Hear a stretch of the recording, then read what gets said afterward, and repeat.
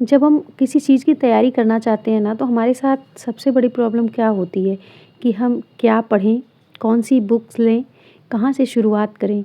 ये सारी चीज़ें सबके सामने आती हैं और मेरे पास भी ऐसी ही समस्या थी।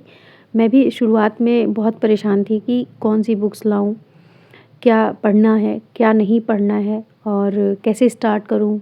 कुछ समझ नहीं आ रहा था।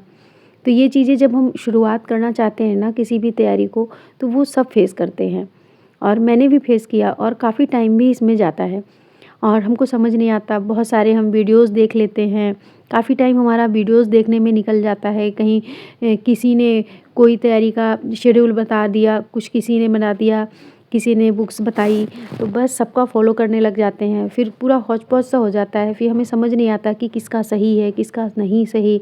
हम किस डायरेक्शन में तैयारी करें और किस डायरेक्शन में हमारा तैयारी करना सही होगा कि हमें सक्सेस भी मिल जाए, टाइम भी कम लगे और हम परेशान भी ना हों, जो चीज़ें हों वो सही रास्ते पे हम जाके करें। और अगर आपके पास टाइम ज़्यादा है, फिर तो आप थोड़ा-सा टाइम दे भी सकते हैं इन सब चीज़ों के लिए और जिनके पास समय कम होता है, फिर वो लगता है कि नहीं हम तो किस डायरेक्शन में जा रहे हैं, हमारा सारा टाइम तो इसी में निकल जा रहा है।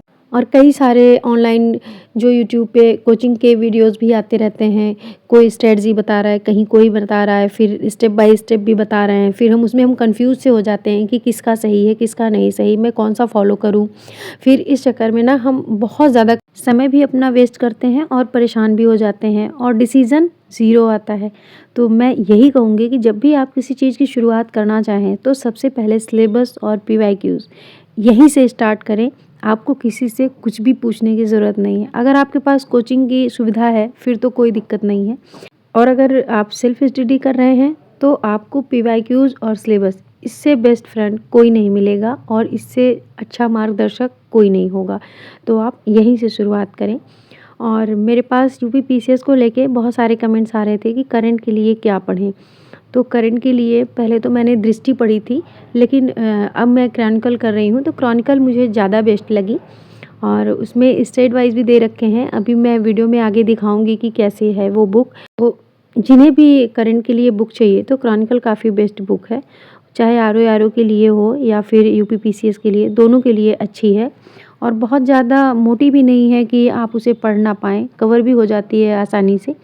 तो वो अच्छी लगी मुझे बुक और इसे आप ले सकते हैं और लास्ट में आप आय दृष्टि भी कर सकते हैं। क्रॉनिकल में देखिए स्टेट वाइज़ भी दिए हुए होते हैं। राज्य समाचार के अंतर्गत उत्तर प्रदेश करंट अफेयर, फिर बिहार करंट अफेयर, अन्य राज्यों से संबंधित करंट अफेयर जैसे मध्य प्रदेश है, उत्तराखंड है, हरियाणा है, दक्षिण भारतीय राज्यों से रिलेटेड। इससे ना अगर आप अदर स्टेट्स के बारे में भी जान सकते हैं इसमें। अदर स्टेट्स के भी आप स्टेट पीसीएस की तैयारी कर रहे हैं ना, तो उसके लिए भी काफ़ी अच्छी है ये बुक। स्टेट वाइज़ भी दे रखे हैं सारी करंट उनके भी अलग-अलग। फिर राष्ट्रीय, भारतीय राज्य व्यवस्था और शासन, कला संस्कृति, फिर इधर आर्थिकी, अंतर्राष्ट्रीय जो भी लेटेस्ट न्यूज़ होती हैं, फिर इधर साइंस,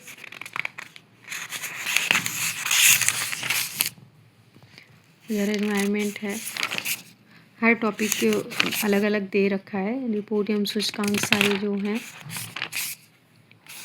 योजना और कार्यक्रम से रिलेटेड भी, बैंकिंग से भी रिलेटेड, डाटा बैंक। तो काफ़ी अच्छी बुक लगी मुझे ये करंट के लिए।